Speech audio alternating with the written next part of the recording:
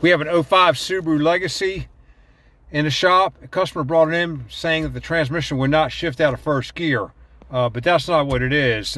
What it is we took it up the road and back, and we could barely get, just going down the street and coming back, we could barely get back to the shop. We thought we were going to have to tow it. We suspect it's got restricted exhaust, not giving the car any power whatsoever.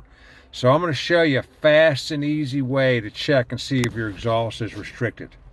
Okay, so we suspect a restricted exhaust. So we put the car on the lift and we go to the front catalytic converter and we remove the O2 sensor, which was right here. That's the hole for it. We've already taken the O2 out and we've put it out of the way, tied it up out of the way right here. You can see it. Now what we've done is we give the exhaust somewhere to go. Instead of going through a restricted catalytic converter or a restricted exhaust system, it could just jet right out of this hole here, and we'll drive it like that a short distance and see if it makes any difference. So it should be pretty easy to tell in this car because we couldn't even get down the street and back with this vehicle. It wouldn't get out of its own way. It almost left us stranded on the road test. So if it's got good power now, we can get down the street and back, we know we're in the right area. Okay, so now that we have the front oxygen sensor removed from the catalytic converter, let's take it for a road test to see if it has any power.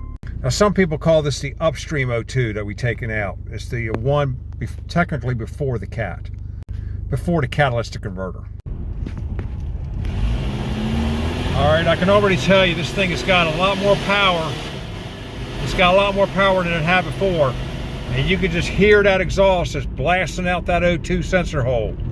So before this thing would even get up the road, now it's driving pretty good actually.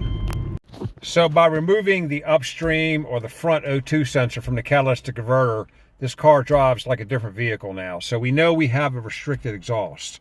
So our next step is to take the exhaust system down and confirm that and replace the components that are restricted or clogged. All right, so now we have the old exhaust system off, the old catalytic converter system, and we have a new one right beside it. And let me show you what we found wrong.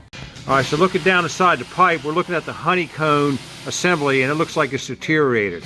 Let me show you what a good one looks like. All right, it should look like that right there, like a really fine looking screen. That's the way it should look.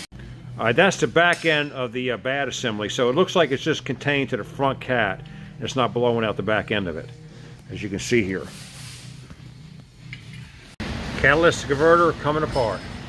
Okay, we got our new exhaust system installed. Now let's drive it and see how she does. All right, we're taking it up a steep hill and we have plenty of power now. So she was just a little constipated.